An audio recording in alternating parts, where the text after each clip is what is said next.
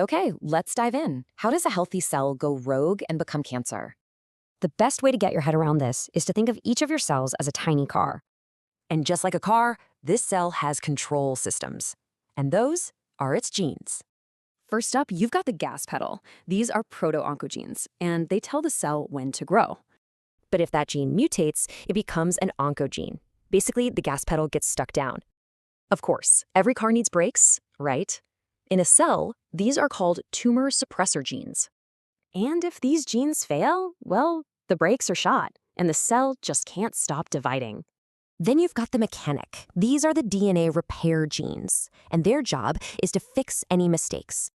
So when the mechanic is broken, mistakes just pile up, messing up the gas and brakes even more. So now we have this out-of-control car, but it's got a brand new problem.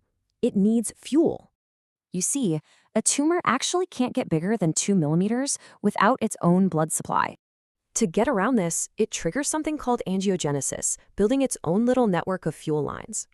And it's pretty clever how it does this. It actually tricks your body into building these new blood vessels for it. Okay, so the car has fuel. But there's one last safety feature to deal with, the odometer. In cells, these are called telomeres. They're like little caps that get shorter each time the cell divides. Once they get too short, that's it. Game over. The cell is programmed to stop and die.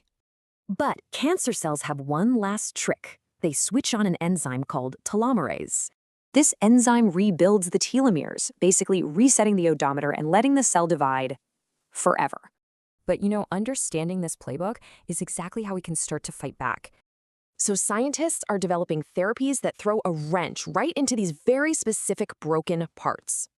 It all makes you wonder, right? What new weak spots are we going to find to stop this? At CB Institute, where knowledge blooms, we prepare the future of nursing.